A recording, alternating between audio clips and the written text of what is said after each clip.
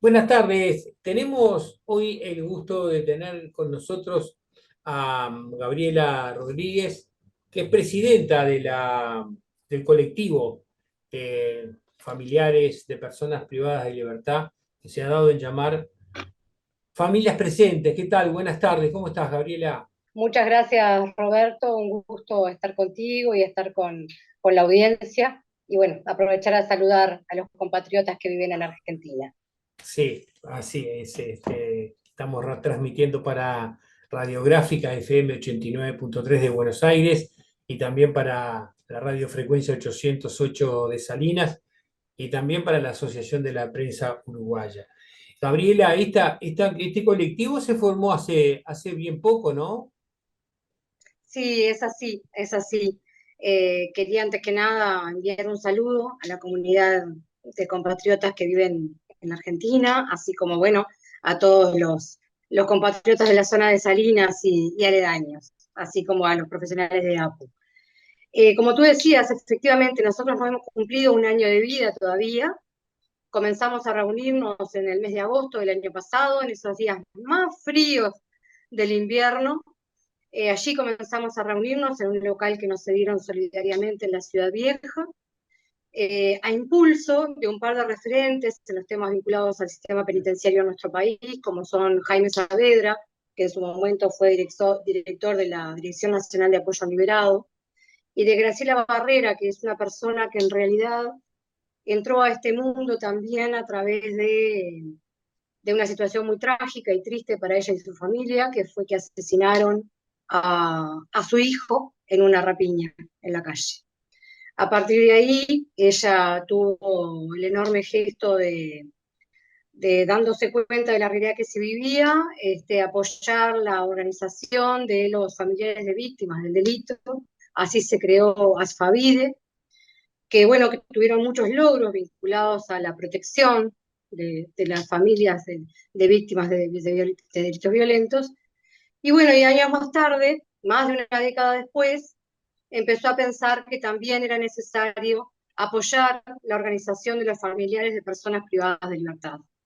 Aquellos que a veces uno piensa que seríamos los que estamos del lado de la vereda de enfrente de lo que le pasó a Graciela. Sin embargo, ella entendió que éramos parte de una misma sociedad y que todos debíamos tener las mejores condiciones de vida.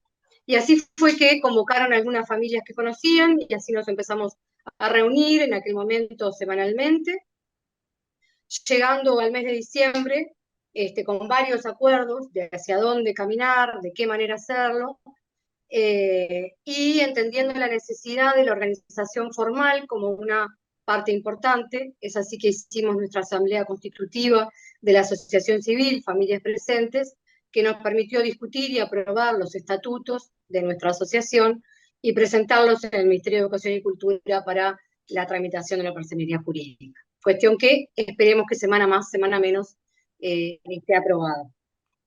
Y así estamos caminando poco a poco rumbo a nuestro primer año de vida.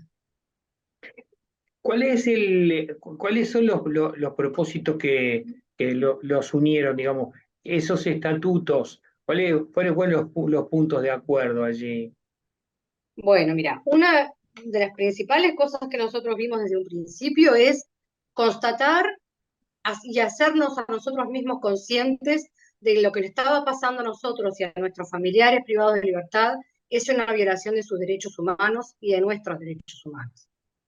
Porque aunque resulte crudo reconocer que en democracia estamos violando derechos humanos, es así, y no lo decimos nosotros. Esto lo dicen los informes del Comisionado Parlamentario de Cárceles año a año, y lo dicen distintos organismos internacionales. Entonces, lo primero que acordamos fue trabajar desde un enfoque de derechos humanos, velando por, por el respeto de los derechos de nuestros familiares y por el respeto de nuestros derechos. ¿Y esto por qué? Porque dentro de la cárcel se viven situaciones de enorme hacinamiento en muchas unidades penitenciarias. Cuando hablamos de mucho hacinamiento, estamos hablando que a veces en celdas que son para 4 o 6 personas conviven 11, 14, 18 personas, donde a veces no, en esas circunstancias se turnan para dormir, porque tampoco es que alcanza con que dormimos en el piso, porque no hay espacio físico tampoco. Entonces, muchas veces dormir implica rotar.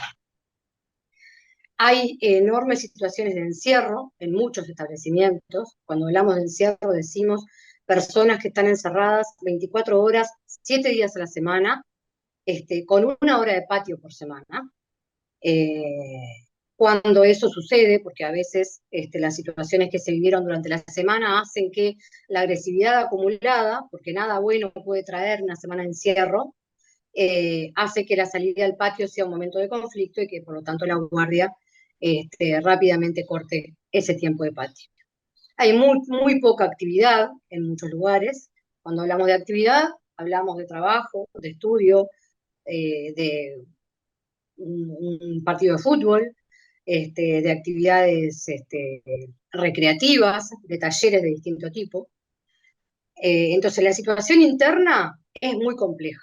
La atención de salud es otro capítulo en el debe, y ni que hablar si hablamos de salud mental y si hablamos de tratamiento de adicciones, cuando sabido es que más del 80% de la población carcelaria tiene consumo problemático de drogas, o porque ingresó ya con ese consumo problemático, o porque lo generó o lo agravó una vez estando privado de libertad. Y por otro lado, nosotros como familiares también hay diferencias en los distintos establecimientos carcelarios, pero en algunos las situaciones en que transitamos los familiares son muy duras. Desde enormes colas de espera a la hora de la visita para entregar los paquetes, esperas que en muchos lugares son al aire libre, que son sin poder utilizar una campera de abrigo con capucha o un paraguas, porque después no se puede ingresar a la cárcel con esas cosas, así como tampoco se puede ingresar en verano, no se puede estar con un sombrero para guarecerse del sol, cuestiones que van totalmente en contra de toda norma de protección de la salud, revisaciones a los familiares que son muy invasivas en las cárceles donde no hay escáner para la revisación de las personas, entonces tanto adultos como niños, niñas, adolescentes, personas mayores tienen que pasar por una revisión de observación visual, donde se tienen y nos tenemos que desnudar frente a una guardia, si somos mujeres, o a un guardia varón, si son varones, situación que es extremadamente intimidante y lesionadora de la intimidad, ¿verdad?, de cualquier persona. Y que, aunque uno no se dé cuenta, esto sin duda impacta en la subjetividad, en la psicología, en la emocionalidad de nosotros, y ni que hablar de niños, niñas y adolescentes. Qué duro todo lo que nos estás contando, qué duro. Quiero simplemente recordar que nuestro encuentro también es gracias a la presentación que nos hizo el doctor Davis Uriarte, que creo que está colaborando con ustedes desde el inicio, ¿verdad? Exacto, exacto. Mira, ahora terminamos la entrevista contigo y tenemos un encuentro virtual con él, justamente porque estamos coordinando los apoyos que desde el Instituto de Derechos Humanos de Facultad de Derecho de nuestra Universidad de la República, bueno, nos van a poder estar brindando, porque en todo esto, ¿qué pasa? También hay mucha necesidad de información y de formación. Nosotros como familiares necesitamos tener un montón de información que no está accesible, que no es posible llegar a ella fácilmente. Información de cómo funciona el sistema, de cómo son las cosas en cada unidad penitenciaria, de qué, incluso información vinculada al propio sistema Poder Judicial y proceso penal por el que pasan nuestros familiares, y qué corresponde a la justicia y qué corresponde al Instituto Nacional de Rehabilitación. O sea, uno cuando ingresa con esta situación, que a veces lo hacemos de la noche a la mañana, sin darnos cuenta, un día nos despertamos con que nuestra vida cambió para siempre, que tenemos un familiar privado de libertad, y que por lo tanto tenemos que empezar a hacer un montón de cosas que nunca en nuestra vida nos imaginamos. Bueno, nosotros como asociación estamos un poco, bueno, esto que muchos transitamos en soledad, algunos con más recursos informativos que otros, queremos tratar de poder apoyar a otras familias para que puedan transitar al menos con un poco más de apoyo y de contención, porque son momentos particularmente duros, y si a eso le agregamos que hay que empezar a buscar sin ton ni son por dónde vamos a transitar y enterarnos dónde está nuestro familiar, cuándo lo podemos ir a ver, de qué manera, cuándo va a tener acceso o posibilidades de estudiar o de trabajar, en fin, es un montón de información. Entonces, bueno, queremos ver con el instituto que Daoiz Uriarte dirige, de qué manera, de alguna manera, podemos ir generando algunas acciones formativas que nos permitan a nosotros como referentes de los familiares en general, poder tener más y mejor información y veraz, estar seguros de que tenemos la información correcta para poder acompañar mejor a otras familias. Gabriela, ¿cuántas familias están asociadas a este colectivo en este momento? Mira, asociados somos unas 30 familias, pero hay un centenar de familias en la vuelta, que de distinta manera están vinculados a nosotros, porque, bueno, nosotros, nuestras reuniones son presenciales, es cierto, y son presenciales acá en la capital, en Montevideo, pero todas las reuniones son también virtuales, o sea, está la posibilidad de conectarse y participar de forma virtual. Entonces, desde el Vamos hay familias integradas de distintas localidades del país.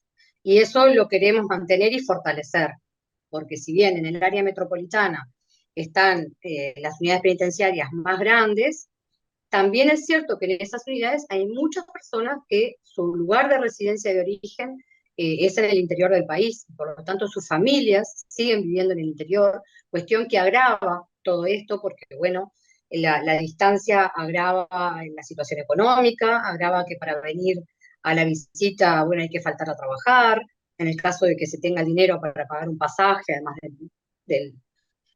del paquete y demás, ¿verdad? Entonces, nosotros estamos de forma permanente jugando hoy con las bondades que nos da la tecnología, tratando de usarla a nuestro favor. Y estamos tratando de comenzar también a hacer algunas reuniones presenciales en distintas localidades del país, sobre todo en aquellos lugares donde hay de pronto más familiares nucleados, ¿no? Porque también es una forma de que si son más visibles aquellos familiares que en una localidad están organizados, bueno, hay otras familias que seguramente se van a ir acercando, porque no hay que perder de vista que en todo esto hay que perder el miedo, hay que perder la vergüenza, hay que perder la culpa por tener un familiar privado de libertad, para mostrarse públicamente, aunque sea con otros iguales a uno. Después que uno se encuentra, llega el alivio, pero dar el paso de integrarse es un paso importante, que emocionalmente implica una carga de energía fuerte, ¿no? Entonces son como partes del proceso. En una reciente comunicación que me pasaste, aparecían un récord de personas privadas de libertad en el Uruguay, algo así como 14.700, ¿verdad? Exacto. Exactamente. El año pasado, en el mes de octubre, en un seminario que organizó el comisionado parlamentario, él allí dio una cifra de 14.715. Creo que el año se cerró en 14.500. Pero es tremendo, el Uruguay triplicó en 20 años la población carcelaria. ¿Cuánto es? ¿Tenés idea más o menos cuánto es la capacidad locativa del sistema carcelario? Bueno, sabes que esa es una buena pregunta, que te voy a deber la respuesta, porque exactamente no lo sé, y es difícil de cuantificar porque hay lugares con hacinamiento y hay lugares donde están relativamente bien. Entonces, bueno, me comprometo para un próximo encuentro poderte brindar esa respuesta. Bárbaro. Gabriela, la verdad que nos gustaría seguir profundizando en este tema y te convoco para que en la próxima semana podamos volver a encontrarnos y conversar en profundidad de cada uno de estos puntos que nos fuiste describiendo. ¿Cómo no? Será un gusto. será un gusto para nosotros. Dale, Gabriela, te agradezco mucho, buena semana y nos conectamos para la semana que viene. Bueno, un abrazo, hasta la próxima. Saludos, saludos a Daoiz. ¿Cómo no? Se le han dado. Chau, chau. Hasta pronto.